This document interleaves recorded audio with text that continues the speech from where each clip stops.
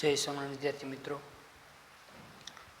તત્વોનું વર્ગીકરણ અને ગુણધર્મોમાં આવર્તિતા ચેપ્ટરમાં આપણે હવે એન્ડ તરફ જઈ રહ્યા છીએ. ત્યારે ગત લેક્ચરની અંદર આપણે ઇલેક્ટ્રોન પ્રાપ્તિ એન્થાલ્પીની ચર્ચા કરતા હતા અને એ ટોપિકમાં થોડુંક બાકી હતું, એને આપણે પૂર્ણ કરીને પછી આપણે આગળ વધીએ. તો પહેલાં તો ઇલેક્ટ્રોન પ્રાપ્તિ એન્થાલ્પી વિશે મેં તમને ગયા લેક્ચરમાં જે ચર્ચા કરી હતી એની આપણે આગળ વાત પછી કરી લઈએ, એક રિવિઝન જોઈ લઈએ. ચલો, સૌથી પહેલાં તો મેં ગઈકાલે તમને એવું કીધું હતું કે રાસાયણિક પ્રક્રિયા છે ભાઈ બે પ્રકારની હોય, કાં તો ઉષ્મા શેપક પ્રક્રિયા કાં તો ઉષ્મા શોષક પ્રક્રિયા. ઉષ્મા શોષક પ્રક્રિયા હોય તો ઉર્જાનું શું કરે છે, એ શોષણ કરે છે. અને ઉષ્મા શેપક પ્રક્રિયા હોય તો ઉર્જા શું કરે છે, મુક્ત. ઉષ્મા શેપક પ્રક્રિયા માટે મૂલ્ય કેવું આવશે, પ્લસ, અને ઉષ્મા શેપક માટે માઇનસ, ઉષ્મા શોષક માટે પ્લસ. વ્યાખ્યા શું હતી ઇલેક્ટ્રોન પ્રાપ્તિ એન્થાલ્પીની? તો કે ભાઈ જ્યારે વાયુરૂપ તટસ્થ પરમાણુ વાયુરૂપ તટસ્થ પરમાણુ હોય, બરોબર, વાયુરૂપ તટસ્થ પરમાણુમાં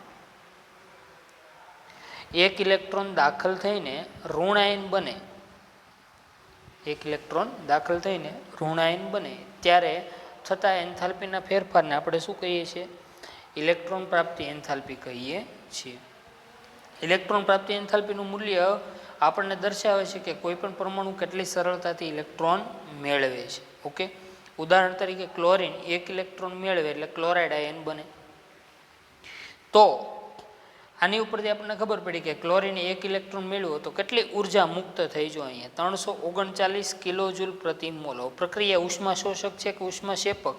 ઉર્જા મુક્ત થઈ ખબર કેમ પડે? તો કે નિશાની ઉપરથી. જો પ્લસ નિશાની હોય તો ઉર્જાનું શોષણ થતું હોય, માઇનસ હોય તો ઉર્જા મુક્ત થતી હોય. ઇલેક્ટ્રોન પ્રાપ્તિ એન્થાલ્પીને કઈ સંજ્ઞા વડે દર્શાવીએ છીએ? તો કે ડેલ્ટા EgH સંજ્ઞા વડે દર્શાવાય છે. અને ઇલેક્ટ્રોન પ્રાપ્તિ એન્થાલ્પીનો એકમ કયો છે? તો કે કિલોજૂલ પ્રતિ મોલ. બરોબર. હવે કોઈ પણ પરમાણુ ઇલેક્ટ્રોન મેળવે કે ઇલેક્ટ્રોન ગુમાવે ત્યારે પ્રક્રિયા ઉષ્મા શોષક થશે કે ઉષ્મા શેપક? તેનો આધાર કોની ઉપર રહેલો છે? તત્વના સ્વભાવ પર રહેલો છે. ઓકે, સરળતાથી ઇલેક્ટ્રોન મેળવે તો ઉષ્મા શેપક પ્રક્રિયા હોય અને સરળતાથી ઇલેક્ટ્રોન ન મેળવે તો ઉષ્મા શોષક પ્રક્રિયા. બે ઉદાહરણ આપણે લીધા હતા બે સમૂહના. સમૂહ 18. તો સમૂહ 18 માટે જુઓ, સમૂહ 18 એટલે કયો સમૂહ થયો? ઉમદા વાયુઓ થયા. તો કે આ ઉમદા વાયુઓ માટે, બરોબર, ઉમદા વાયુ માટે અહીં એક બાબત જોવા મળે છે કે અહીંયા ઇલેક્ટ્રોન પ્રાપ્તિ એન્થાલ્પીનું મૂલ્ય કેવું જોવા મળે છે? ધન જોવા મળે છે. ઓકે, અને શા માટે? કારણ કે સરળતાથી ઇલેક્ટ્રોન મેળવતા નથી.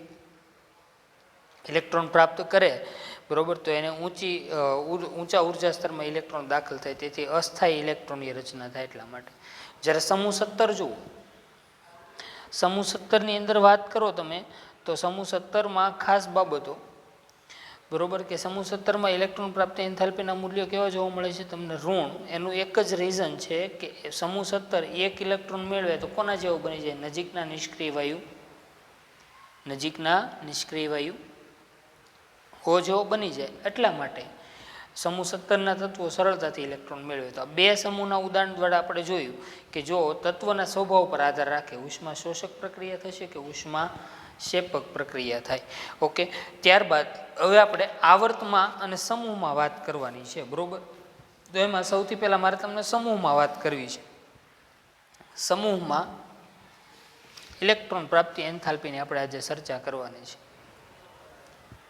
સમૂહોમાં ઇલેક્ટ્રોન પ્રાપ્તિ એન્થાલ્પી.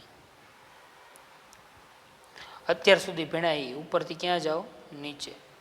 ઉપરથી નીચે તરફ જતા. ચલો, શું થાય સમૂહમાં ઇલેક્ટ્રોન પ્રાપ્તિ એન્થાલ્પીમાં? ઉપરથી નીચે તરફ જઈએ આપણે તો. ચલો, ગ્રુપ 1 એટલે કે સમૂહ 1.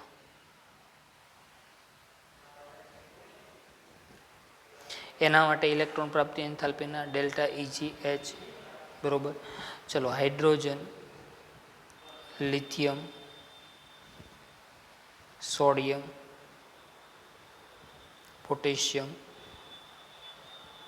રૂબિડિયમ અને સીઝિયમ. -73, -60, બરોબર, -48, કોષ્ટક નંબર 3.7, -47, -73, 60, પછી 53, પછી 48, માઇનસ, પછી -47 અને -46. બરોબર. આવી જ રીતે આ સમૂહ પહેલા માટે જોયું. આવી રીતે બીજા સમૂહ માટે જોઈએ તો સમૂહ બીજો એટલે કે સમૂહ 16 જોઈએ. ચલો સમૂહ 16, ડેલ્ટા EgH. ઓકે, સમૂહ 16માં ઓક્સિજન, આવર્તી સરખા રહે એટલા માટે આપણે એ રીતે લખીએ. એની ઇલેક્ટ્રોન પ્રાપ્તિ એન્થાલ્પી -141, ઓક્સિજન પછી સલ્ફર -200, સેલેનિયમ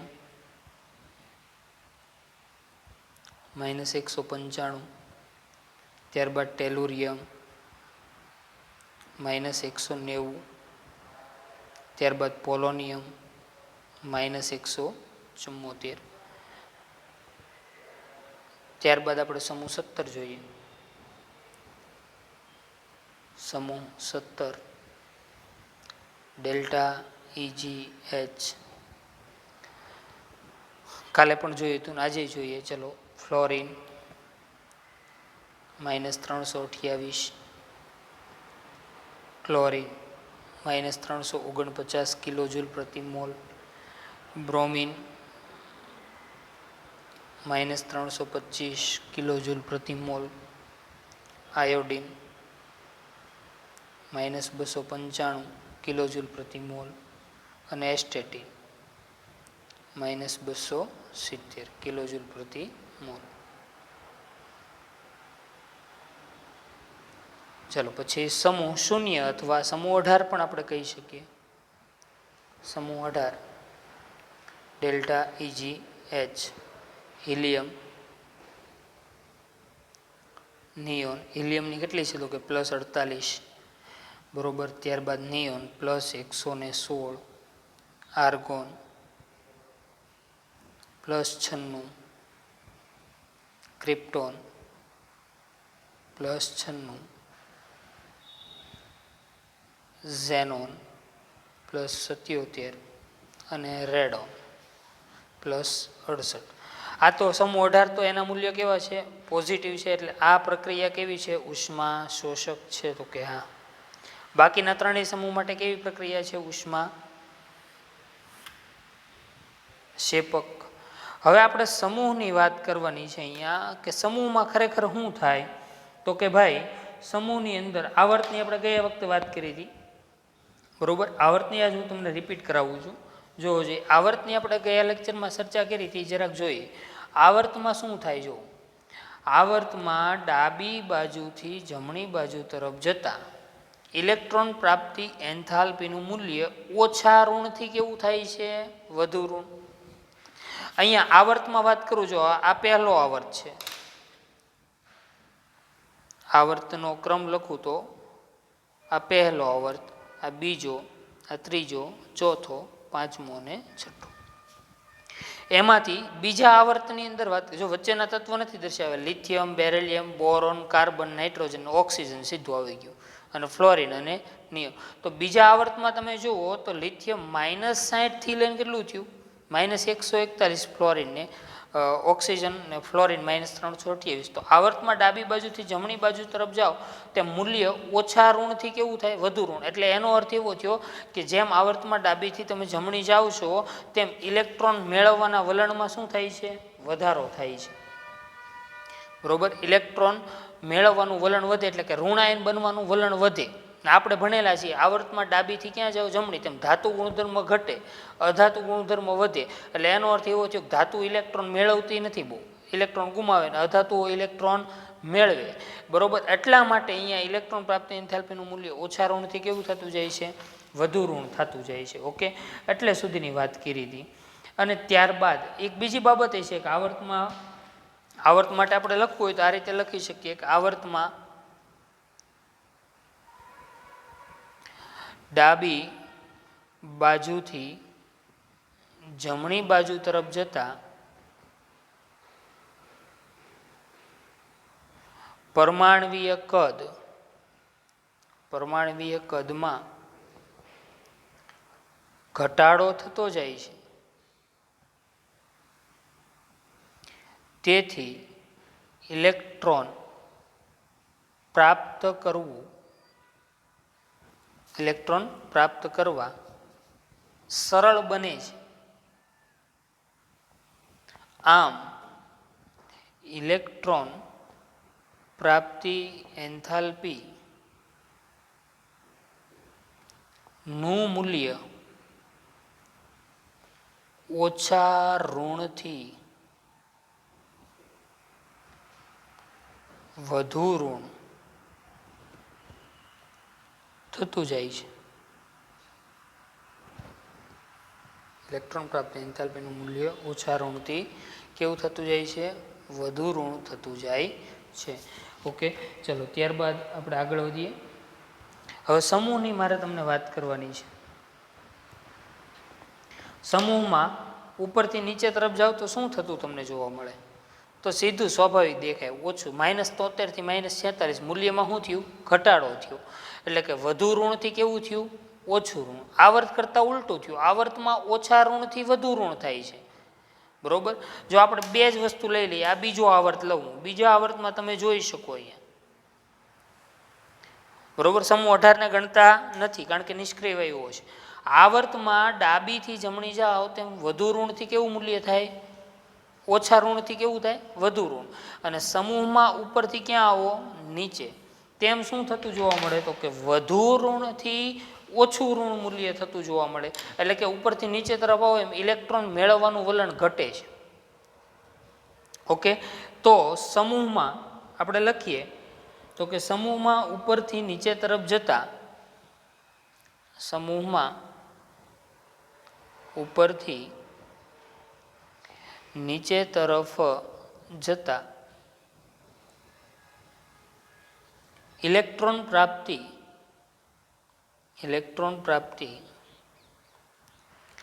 એન્થાલ્પીનું મૂલ્ય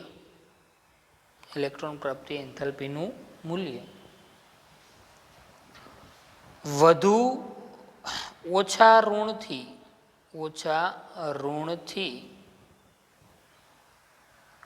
વધુ ઋણ થતું જાય છે. ઓકે, તો કારણ શું? કારણ એક જ, સમૂહમાં ઉપરથી નીચે તરફ જાઓ તેમ પરમાણુના કદમાં શું થાય? વધારો. પરમાણુ કદ વધુ એટલે નવો દાખલ થનારો ઇલેક્ટ્રોન છે એ દૂર દાખલ થાય, એટલે એને કેન્દ્ર પ્રત્યે એટલું બધું આકર્ષણ બળ રહેતું નથી. એટલા માટે અહીંયા આ બાબત આપણને જોવા મળે છે.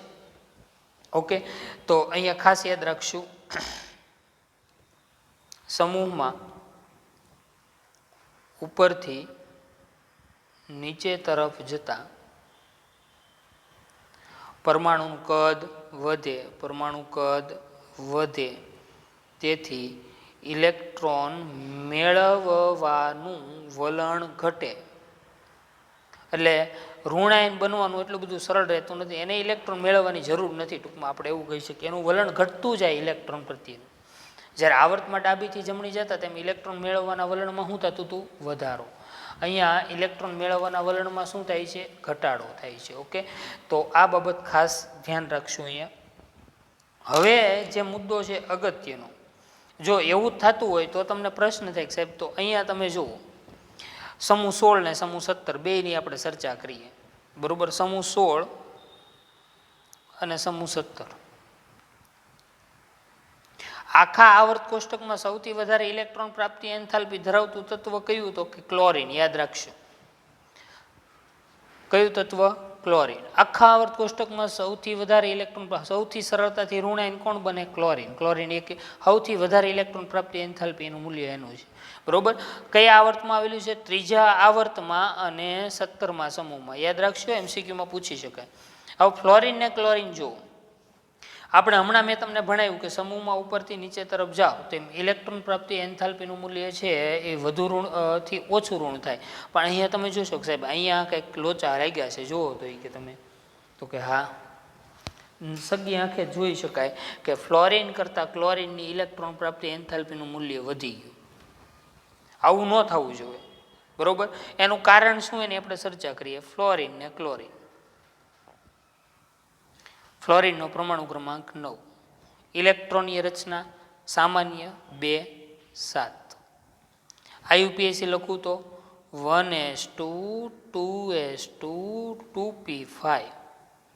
અને ક્લોરિનમાં 17, સામાન્ય ઇલેક્ટ્રોનની રચના 2 8 7, બરોબર.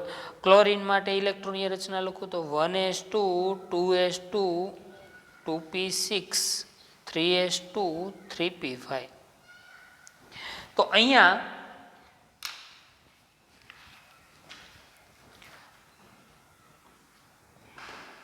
n બરાબર 2 એટલે કક્ષાનો ક્રમ કેટલામો છે? બીજો છે ફ્લોરિનમાં. અને અહીંયા n બરાબર કેટલા છે? 3, બરોબર. તો અહીંયા આવું થવાનું કારણ શું? તો કે ભાઈ બહુ સરળતાથી સમજી શકાય, બરોબર, કે ક્લોરિનમાં કદ વધી જાય ફ્લોરિન કરતાં, એટલે ક્લોરિનમાં સરળતાથી ઇલેક્ટ્રોન દાખલ થાય. કોના કરતાં? ફ્લોરિનમાં.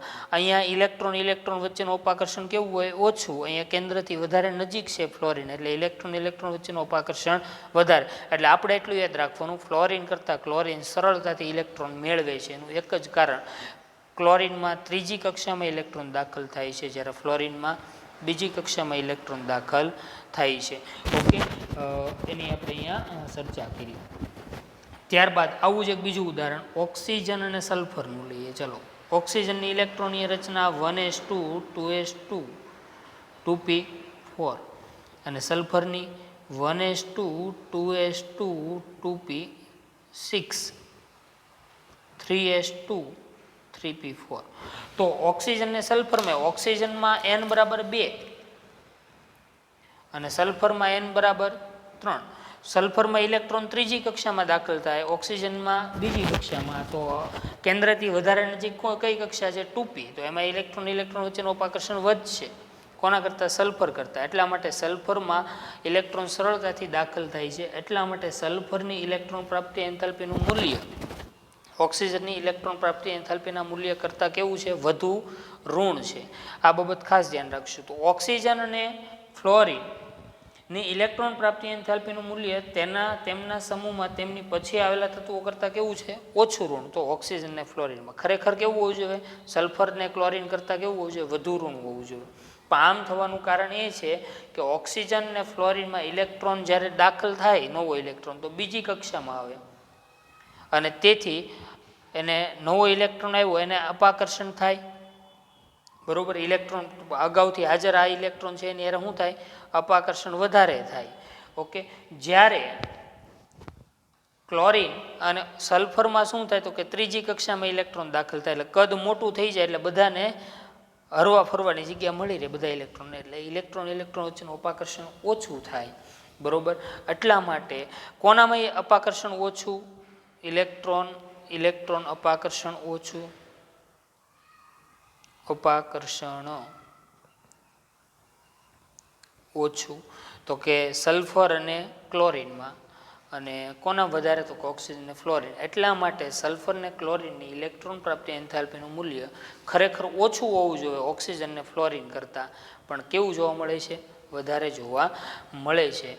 એની આપણે અહીંયા ચર્ચા કરી. તો આ હતો આપણો ટોપિક, અને એ ટોપિકનું નામ શું હતું? તો કે ઇલેક્ટ્રોન પ્રાપ્તિ એન્થાલ્પી. આપણે વ્યવસ્થિત રીતે જોઈ ગયા, આખા મુદ્દાની ચર્ચા કર્યા. તમારા ટેક્સ્ટ બુકની અંદર પેજ નંબર 86 ઉપર આપેલું છે, એમાં ડી મુદ્દો જે છે, ડી કરેલો મુદ્દો, બરોબર. એ આખો મુદ્દો મેં તમને કરાવ્યો, તમે પાઠ્યપુસ્તકમાંથી સારી રીતે વાંચી શકો છો. અને પાઠ્યપુસ્તકમાં એ ટીક કરી નાખજો, આ બે અપવાદ, ઓક્સિજન અને સલ્ફર અને ફ્લોરિન અને ક્લોરિન, બરોબર. યાદ રાખશો, સૌથી વધારે ઇલેક્ટ્રોન પ્રાપ્તિ એન્થાલ્પી કોની છે? ક્લોરિનની છે. ઓકે, સમૂહ 18ની પ્રક્રિયા કેવી છે? બધી ઉષ્મા શોષક, અને બાકીની બધી પ્રક્રિયાઓ કેવી છે? ઉષ્મા ક્ષેપક. ક્લિયર? એટલી બાબતોની ખબર પડી. તો આ હતો આપણો ઇલેક્ટ્રોન પ્રાપ્તિ એન્થાલ્પીનો ટોપિક. અને હવે આપણો આ ચેપ્ટરમાં છેલ્લો એક અગત્યનો ટોપિક બાકી રહી છે, વિદ્યુત ઋણતા. એની આપણે આવતા ક્લાસમાં ચર્ચા કરીને પછી આપણે કોયડાઓ બધા જોવાના છે, બરોબર. તો કોયડાઓની પણ આપણે ચર્ચા કરશું. તો આજના લેક્ચરમાં આપણે આજે એટલે અટકીએ છીએ.